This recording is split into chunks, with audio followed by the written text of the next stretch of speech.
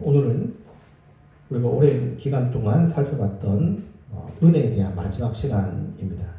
꽤 오랫동안 이 은혜라는 단어를 하나씩 살펴봤었는데요. 다른 단어와 달리 이 단어를 깊게 살펴본 이유가 이 단어가 기독교 신학에 있어서 굉장히 중요한 단어이기 때문입니다. 그럼에도 불구하고 이 익숙하게 사용되는 이 신앙의 언어가 처음에 이 성경이 사용되던 그 의미와 굉장히 상당히 다르게 이용되었기 때문이기도 합니다. 우리가 이 시리즈를 할 때 믿음이라는 것이 우리가 생각하는 마음의 확신 정도로 줄였던 그런 것들을 문제를 얘기했기도 했고요. 또 은혜를 예배 중에 느끼는 어떤 느낌, 감동, 위로 이 정도로 축소시켰던 것들을 제가 짚어가면서 사실 이러한 단어들이, 이러한 성경의 언어들이 초기 기독교인들이 느꼈던 그 충격에 비해서 너무 감소시켰다, 이 얘기를 드렸습니다. 그래서 이 시리즈가 좀 우리가 익숙하게 사용하고 있는 그 단어들을 살펴보면서 그 처음 선포되었을 때 그 깊이와 충격을 회복하자라는 생각으로 시작을 했는데, 그 중에서도 이 은혜라는 것이 가장 큰 왜곡이 있었다라는 것을 계속해서 좀 짚어봤습니다. 그래서 그 중에서도 이 은혜라는 말을 남용하면서 이 정의를 뭉개는 그러한 표현을 우리가 흔히 많이 사용했었고요. 그래서 은혜를 오독하거나 남용해서 은혜의 의미를 변질시켰던 것들을 우리가 살펴보면서 우리 은혜를 조금 더 길게 다루기도 했고요. 너무나도 또 많이 다뤘기 때문에 또 다른 것에 비해서 또 정리하는 시간도 좀 가지는 것도 좋겠다 싶어서 오늘은 이 이야기들을 좀 정리해 보는 시간으로 가지려고 합니다. 바클레이라는 학자가 이 은혜라는 책, 아주 기념비적인 책을 쓰면서 크게 얘기했던 6가지가 있습니다. 은혜를 극대화하면 어떠한 것이 있는가를 얘기를 합니다. 그래서 은혜의 초충만성, 단일성, 우선성, 비상성, 유효성, 비순환성이 극대화하면 있다라고 말씀을 드렸습니다. 그러니까 극대화라는 게 뭐냐면 어떤 한 개념을 논리적으로 끝까지 최대한으로 이야기하면 어떻게 얘기할 수 있느냐라는 겁니다. 그런데 이 모든 걸 다 얘기해서 그것이 다 옳은 것이냐? 그건 아니에요. 이 바클레이가 얘기했을 때 6가지 중에 4개는 맞는 거고요. 2개는 아니다라고 얘기를 합니다. 그 중에서 은혜라는 단어를 우리가 뭐로 이야기하면 좋다고 얘기를 했죠? 선물, 기프트로 이해하면 우리가 은혜라는 용어를 정확하게 이해할 수 있다. 그래서 학자들은요, 이 헬라어 본문을 번역할 때, 원어를 번역할 때 그냥 기프트라는 단어를 써요. 그래서 이해를 돕습니다. 물론 그게 완벽한 그 은혜에 대한 의미는 아니겠지만 이게 훨씬 더 은혜를 명확히 할 수 있는 단어라는 거죠. 그래서 이 선물의 크기와 풍성함을 끝까지 최대한으로 강조하면 이게 초충만성이 됩니다. 또 선물이 받는 사람의 반응보다 먼저 주어졌다. 이게 뭐죠? 은혜의 우선성이죠. 하나님이 먼저 은혜를 주셨다는 겁니다. 그리고 받을 사람의 가치나 자격에 상관없이 주셨다. 이거는 은혜의 비상성이었다고 말씀드렸습니다. 또 선물은 목적을 이루고 받는 사람을 실제로 변화시킨다라는 점에서 유효하다. 효과가 있다. 유효성이라고 불렀고요. 그러나 하나님은 뭐 정의나 이런 거는 안 주시고 오로지 자비만 주신다. 뭐 선의만 행하신다. 심판이나 형벌은 안 주신다라는 거는 단일성인데 이거는 맞다 아니다? 아니다라고 말씀드립니다. 그러니까 정의 없는 은혜는 없는 거예요. 2개를 같이 주는 겁니다. 이 점에서는 바클레이가 보고 이거는 단일성은 아니다라고 말씀을 했고요. 또 아무런 응답도 기대하지 않아야 순수한 선물이지만 그럼 이게 비순환성이 되는데 이거는 하나님이 원하시는 게 아니에요. 은혜는 어떻게 해야 된다? 순환되어야 된다. 오히려 비순환성이 아니라 순환되어야 된다라고 말씀드렸습니다. 그 중에서도 이 바클레가 가장 강조했던 것은 뭐냐면 은혜의 비상성입니다. 말이 어렵죠. 그래도 자주 들어야 됩니다. 어렵기 때문에. 그리스도라는 선물, 하나님의 선물을 받을 때 그 사람의 가치와 능력과 자격에 맞춰서 준다? 아니죠. 상관없이. 그 사람의 어떤 모습이냐 상관없이 주는 것. 자격이 없는 사람, 신분이나 계급이나 자유인이냐 노예냐 상류층이냐 가난한 사람이냐 민족과 혈통 유대인이냐 남자냐 여자냐 이런 것 상관없이 어떠한 자격과 상관없이 주는 게 이게 은혜의 비상성. 그러니까 은혜는 이건 안 따집니다. 그 시대에 나눴던 그 많은 그 구조들, 그 권력 계층들 다 흩어 놓고 그냥 다 주는 겁니다. 이게 초기 교회를 하나로 뭉치기도 하고 또 로마 세계와 차별화가 되는 그런 차이점을 보여줬다라는 거죠.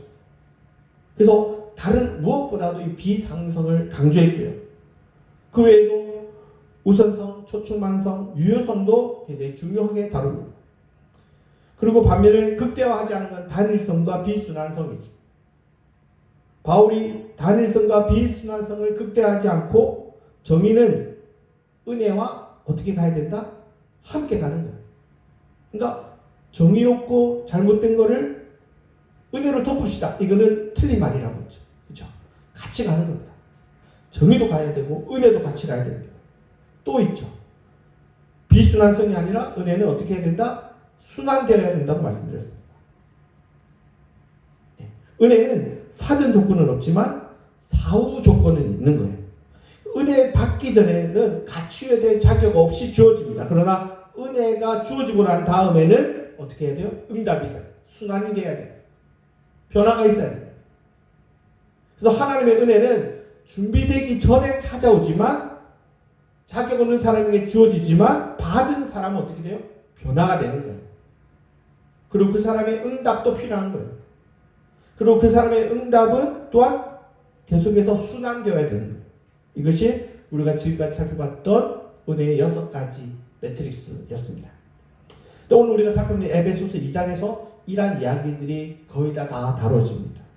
1절에 보면 그는 허물과 죄로 죽었던 우리를 살리셨다라고 얘기를 합니다. 죄의 문제죠. 바울은 우리가 어떤 존재냐라고 얘기할 때 우리가 죽었다라고 얘기합니다. 우리는 살아있잖아. 살아있는데 바울이 볼 때는 죽은 거예요. 나는 내 스스로 아무것도 할 수 없어요. 그때 무엇이 필요하냐? 은혜의 우선성이 필요합니다. 내가 하나님의 손을 뻗을 수 있는 그런 존재가 아니라는 넌 죽은 거라는 거예요. 그때 그 죽은 존재, 아무것도 할 수 없는 그 불가능의 0%의 그 존재에 하나님의 은혜가, 하나님의 손이 우리에게 임했다는 겁니다. 이게 뭐예요? 은혜의 우선성이죠. 하나님의 은혜가 죽은 우리를 변화시키는 겁니다. 3절은 좀 더 이 문제를 심각하게 봅니다.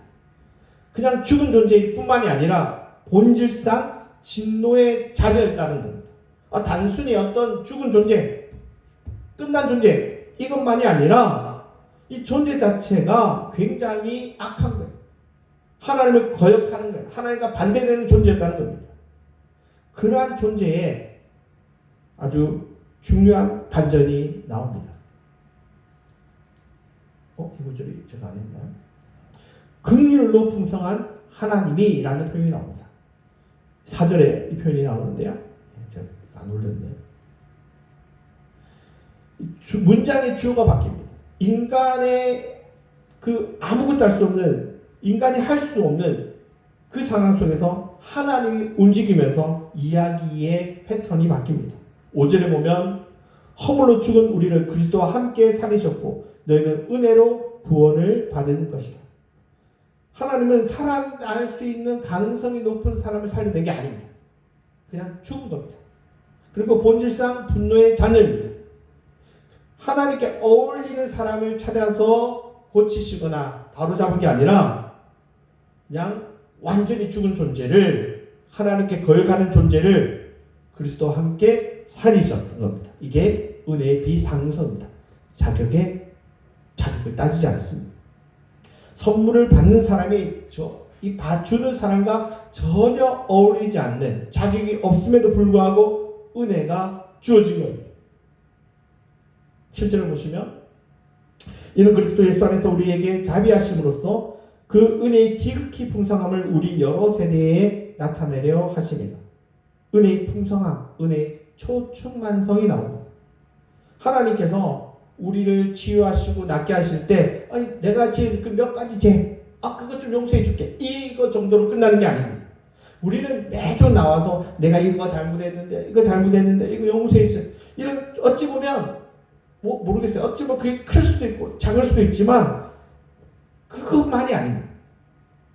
그러니까 이 죄가 뺏어간 그것만을 보고 나는 것에 멈추지 않고 그리스도의 생명과 영광에 참여하도록 합니다.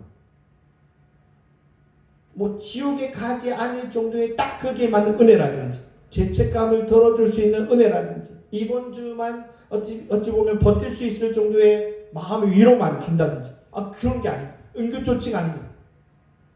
완전히 그 죽은 사람을 살려내는 겁니다. 죄와 죽음의 지배에서 끌어내어서 새로운 생명에 참여시키는, 거의 죽은 존재를 다시 살리는 그런 은혜가 임했다는 겁니다. 풍성하게 임했습니다. 10절에서 이렇게 얘기합니다. 우리는 그가 만드신 바라, 만드셨다는 겁니다. 이 말이 우리가 한 번쯤도 들어봤을 겁니다. 포이에마라는 단어입니다. 출판사 이름도 포이에마가 있는데, 하나님이 만드신 작품이라는 거예요. 하나님이 새롭게 지은 존재라는 거예요. 우리의 신분증 딱 내밀면 구원받은 사람 딱 찍힌 정도, 이 정도도 아닌 거예요. 그냥 사람 자체를 그냥 다시 만든 겁니다. 포이에마 한 겁니다. 그냥 완전히 새롭게 만든 작품이 되어버렸습니다. 이전에는 내 욕망과 내가 살고 싶은 대로 살려고 했던 그 존재를 완전히 고친 것. 그래서 이제 이전의 사람과는 다른 존재로서 살아갈 수 있는 그러한 존재로 만들었어요. 그러나 이것뿐만이 아닙니다. 우리가 항상 이것만 생각하는데 조금 더 넓습니다. 은혜의 충만성은 나를 넘어서 세상의 구조, 세상의 악의 세력들, 이 모든 것도 물러나는 그 은혜가 있다는 것. 이게 은혜의 초충만성입니다. 8절과 9절을 보시면, 너희는 그 은혜에 의하여 믿음으로 말미암아 구원을 받았으니 이것은 너에게서 난 것이 아니요 하나님의 선물이라. 행위에서 난 것이 아니니 이는 누구든지 자랑하지 못하게 함이라. 구원은 우리의 행위나 자격에서 비롯된 게 아니다라고 얘기합니다. 행위가 아니라 은혜로 받았다고 얘기합니다. 10절을 보시면, 우리는 그가 만드신 바라 그리스도 예수 안에서 선한 일을 위하여 지으심을 받은 자니, 은혜의 수단성이 일어납니다. 행위로 구원받은 게 아닙니다. 선한 일을 하지 않아도 되도록 구원받은 것 역시도 아닙니다. 루터의 이신칭이 믿음으로 구원받는다고 하고 행위로 구원받는 것이 아니라고 한다고 해서 우리가 사실 놓친 게 이 행위에 너무 무심했던 겁니다. 한국의 가장 큰 문제는 구원을 뭐로 얻어요? 믿음으로 얻는 거예요. 그걸 너무 중요하게 얘기하다 보니까 선한 행위는 중요하게 여기지 않는 거예요. 근데 우리가 은혜를 살펴보니까 어떻습니까? 구원은 선한 행위로 주어진 건 아니지만 이 은혜를 받는 사람은 어떻게 해야 돼요? 구원의 결과가 나와야 돼요. 유효해야 되는 거예요. 순환해야 되는 거예요. 이게요, 루터가 얘기했을까 안 했을까요? 루터가 줄기차게 얘기했어요. 이신칭의를 얘기했어요. 그런데 구원받은 우리는 어떻게 살아야 되느냐는 루터는 얘기했는데 루터의 후예인 우리는 간과했대요. 그래서 최근에 루터 학자들이 계속 이거 얘기를 합니다. 교회사 박사학위를 받은 분들이 루터가 얘기했다는 거예요. 근데 우리는 얘기 안 하냐? 그 얘기를 하고 있어요. 우리가 선한 일을 해서 우리에게 선물이 주어진 게 아니다. 맞아. 자격이 없음에도 주어진 거야. 비상소로 주어진 거야. 그런데 그 받은 우리는 어떻게 해요? 새롭게 만들어졌기 때문에 새롭게 만든 존재는 어떻게 돼? 선한 일을 하게 돼 있는 거예요. 여러분 로봇을 하나 만들었다 생각해 보십시오. 로봇을 완전히 새로 만들었어요. 그 로봇은 그렇게 선한 그 로봇가 만들어진 목적을 따라 살아가야 되는 거예요. 하나님의 은혜를 받은 사람이 예전에 약한 사람을 짓밟고 괴롭히고 그랬던 모습을 그대로 유지해 간다면 이건 문제가 심각한 거죠. 이게 사전 조건은 없지만 뭐예요? 사후 조건은 있다라는 말의 의미입니다. 사전 조건은 없어요. 그냥 누구에게나 주어집니다. 자격이 없어도 주어집니다. 그런데 주어지고 난 다음에는 은혜가 우리 안에서 살아서 움직여야 됩니다. 에너지가 우리를 작동하게 해야 되는 거예요. 안 움직여요? 에너지가 안 들어가. 여러분, 그 사람에게 분명히 은혜라는 에너지가 들어갔으면 작동해야 되는 거죠. 그죠? 당연한 겁니다. 비상식의 은혜만 들어왔어. 불이 들어오네? 그러니까 나는 충분한 거야. 라고 얘기하는 게 아닙니다. 불이 들어왔으면 움직여야 되는 거예요. 그래서 은혜 받은 우리는 그 은혜에 부합하는 효과, 그리고 은혜의 순환성, 이게 있어야 되는 거예요. 하나님께 받은 은혜는 비상적인 게 아니에요. 하나님께 그 모습을 감사와 순종으로 응답하는 거예요. 그리고 다른 사람을 향해서 나눔과 섬김으로 흘러가야 돼요. 그래서 은혜는 받으면 흘러가도록 해서 다른 사람을 통해서 하나님께 감사와 찬양을 돌리고, 그래서 그 하나님께 은혜를 돌려드리는 은혜의 수단성이 있어야 된다라고 말씀드린 겁니다. 은혜는 분명히 나에게 도착하지만 나에게서 끝나면 안 된다. 나에게만 불이 들어왔어요. 전기가 들어왔어요. 깜빡깜빡해요. 끝난 게 아니에요. 그 들어온 게 움직여야 돼요. 여기까지 우리가 살펴본 은혜의 모습입니다. 좀 여기서 좀 더 하나를 더 나아가 보려고 합니다. 우리가 8절에 10절의 내용은 이렇습니다. 보통 이 구절이 우리가 개인 구원의 본문으로 흔히 아는 본문입니다. 내가 어떻게 구원받았나? 행위가 아니라 은혜로 구원받았다. 그리고 구원받은 사람은 선한 일을 해야 된다. 이런 얘기들이 주룩주룩 나옵니다. 여기까지 우리가 잘 압니다. 그런데 바울은 이때 유대인과 이방인의 이야기를 꺼내서 새로운 이야기를 조금 더 해나갑니다. 이렇게 시작합니다. 그러므로 생각하라. 은혜 받은 거로 끝난 게 아니라 그 다음입니다. 그 다음. 어떻게 할 거냐? 너 어떻게 할 거냐는 겁니다. 이방인들과 유대인들은 서로 굉장히 적대적이었습니다. 사실은 유대인들이 적대적이었겠죠. 왜? 자기들은 구원받은 사람이고 너네들은 구원받은 사람이 아닌가 유대인들이 생각합니다. 하나님을 버리신 사람입니다. 그래서 이 무할례자라고 얘기할 때요, 유대인들이 이방인을 향한 일종의 혐오가 담겨져 있습니다. 우리는 하나님의 백성이고 너네는 하나님의 백성 아니라는 거예요. 그리고 너 같은 사람들은 우리의 거룩한 공동체에 들어올 수 없는 사람이야 라는 생각이 담겨져 있습니다. 바울은 이 이야기를 합니다. 12절에 보면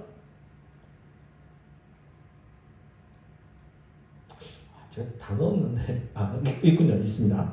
그때 너희는 있죠? 네, 생각하라. 그 다음에 그때 너희는 그리스도 밖에 있었고 이스라엘 나라 밖의 사람이라. 약속의 언약들에 대하여는 외인이요 세상에서 소망이 없고 하나님이 없는 자이더니 라고 얘기를 합니다. 13절에 이렇게 얘기합니다. 이제는 바뀝니다. 이제는 전에 멀리있던 너희가 그리스도 예수 안에서 그리스도의 피로 가까워졌느니라. 이제는 멀리 있던 너희가 나와 다르다가 아니라 가까워진 겁니다.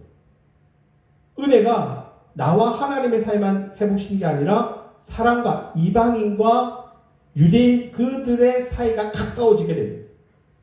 그 둘 사이에 나눠졌던 담이 허물어집니다. 14절에 있습니다.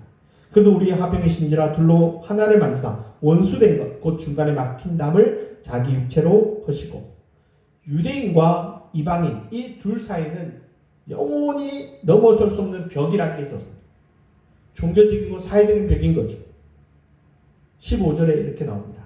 이 둘로 자기 안에서 한 새 사람을 지어 화평하게 하시고, 유대인은 그대로 유지되고 이방인이 유대인의 기준에 맞춰서 들어온 게 아닙니다. 반대로 이방인이 승리하고 유대인의 정체성이 사라진 게 아닙니다. 흔히 이런 얘기들 많이 하고 대체신학이라는 걸 얘기하는 분들은 유대인이 있었는데 유대인들이 바뀌고 이방인이 들어왔다, 대체됐다. 아닙니다. 그 얘기 아닙니다. 둘 중에 누가 승리한 게 아닙니다. 둘 다 바뀌는 거예요. 둘 다 그리스도 안에서, 십자가 안에서 새로운 정체성으로 바뀌는 거예요. 한쪽이 다른 쪽을 흡수한 거나 한쪽이 다른 것을 차지한 게 아니라 둘로부터 이전에는 존재하지 않았던 새로운 인간, 새로운 사람으로 만들어지는 거예요. 이게 새 창조입니다. 바클레이가 굉장히 중요하게 여긴 것 중에 하나가 은혜 신학에서 이 비상성을 중요하게 본 게 이겁니다. 하나님의 선물은 세상에 인정하는 가치와 자격에 따라 나눠지지 않는다. 유대인이라는 혈통, 할례, 율법 이런 것 때문에 하나님의 선물이 주어지는 게 아니다. 반대로 이방인이 이전에 과거에 우상 숭배를 했던 이것들이 하나님의 은혜를 막는 장벽도 되지 않는다. 그러니까 그들이 갖고 있던 모든 장벽과 은혜 앞에서는 무너지는, 이방인이라는 자격, 유대인이라는 자격 다 무너지는. 그러니까 자격 없는 너희들에게 구원이 임했다. 이 얘기는 개인적인 구원 얘기도 나오지만 이것보다 조금 더 넓습니다. 내가 자격과 상관없이 받아들여졌다면 누구도요? 다른 사람도 그렇다는 거예요. 내가 능력이나 학력이나 도덕적 성취 때문에 구원받은 게 아니라면, 내 유대인이라는 혈통 때문에 구원받은 게 아니라면 다른 사람도 이제 그런 기준으로 보면 돼요? 안 돼요? 그런 기준으로 보면 안 되는 거예요. 바울이 힘들었던 게 이겁니다. 너네는 아무 자격 없이 구원받아 놓고 왜 아직도 그 자격 가지고 따지려고 하느냐? 지워야지. 그래서 유대인들만 구원받는 게 아니라 이방인도 똑같다면서 이방인 구원에 열심을 내게 바울이 한 이유입니다. 내가 유대인이기 때문에, 내가 정치적인 입장이 이렇기 때문에, 내 사회적 계층 때문에 하나님 백성이 된 게 아니라면 이방인들, 다른 사람들도 똑같이 봐줘야 된다는 거예요. 그래서 바울의 비상적 은혜가 이미 만들어졌던 가치체계를 무너뜨린다라는 것은 그리스도의 선물에 의해서 새로운 기준의 새로운 공동체가 만들어지는 거예요. 이게 은혜의 사회적인 충격입니다. 은혜는 자격 없는 개인들을 따로따로 구원해 놓은 게 아닙니다. 세상의 기준으로는 함께 할 수 없고 여전히 원수처럼 살아가는 그들과 한 공동체로 모은 겁니다. 절대 합해질 수 없는 사람들이 만나는 거예요. 너도 자격 없었어. 너도 자격 없어. 다 모은 거예요. 그전에는 기름과 물이었는데 이제는 똑같다는 거예요. 유대인이라는 기름, 이방인이라는 기름, 원래는 절대 같이 나눠도 같이 있을 수 없는 사람인데 너네들 똑같잖아. 그리고 한 자리에 모은 거예요. 여러분, 은혜가 놀라운 장면은요, 단순히 예배 시간에 내가 감동을 받아서 눈물 흘리는 나 개인 때문에 놀라운 게 아닙니다. 은혜가 아니면 절대 한 식탁에 같이 앉아서 말을 건들 수 없는 사람들이 이제는 함께 밥을 먹고 이야기하고 심지어 서로가 형제 자매라고 부르는 데 있습니다. 바울은 여기까지 나갑니다. 은혜가 임하면 이방인과 유대인도 하나 되는 거예요. 함께 가는 거예요. 라고 얘기하는 거예요. 그래서 은혜의 마지막 목적은 우리 흔히 구원이 개인의 구원 요것만 중요하지만 그게 아니에요. 새로운 인간이 되면 새로운 인간 관계가 형성이 되고 새로운 공동체를 만드는 거예요. 그리고 놀라운 일이 벌어지죠. 기름과 물이 섞이는 거예요.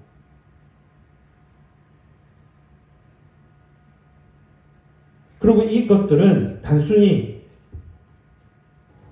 좋은 게 좋다 이런 식으로 넘어가는 게 아닙니다. 16절에 보시면 또 십자가로 이 둘을 한 몸으로 하나님과 화목하게 하려 하시며 원수된 것을 십자가로 소멸하시고 나누어졌던 그 두 사람들만 하나 되게 하는 게 아니라 사실은 이건 조금 더 폭넓은 얘기입니다. 나 개인의 죄 문제만이 아니라 우리 사회, 우리의 이 땅에 있는 죄의 세력, 권력의 문제들, 악의 세력들, 이것들도 뒤집는 겁니다. 개인의 문제만 아니라 우리 사회에 있는 구조들, 악의 구조들, 잘못된 것들, 차별들, 폭력들, 이것들을 끝내야 되는 거예요. 그래서 은혜는 항상 뭐와 같이 가요? 정의와 함께 가는 겁니다. 죄를 끊어내고 다시 바로 잡아서 살리는 일을 하는 겁니다. 이 공동체가 하는 겁니다. 우리가 지금까지 놓친 부분들이 이런 것들이죠. 교회 명예를 지킨다는 이유로 문제가 있는 사람들 우리 덮자고 그러고, 또 교회가 어떤 문제를 일으켜도 그냥 그 교회 일이니까 상관하지 말라고 합니다. 사회에 무리를 일으켜도 덮자고 얘기합니다. 이게 은혜를 오독하고 잘못 이해한 모습들입니다. 은혜는 잘못을 정직하게 드러내고 피해를 멈추고 상처받은 사람들을 보호할 뿐만이 아니라 잘못된 걸 바로 잡아가는 겁니다.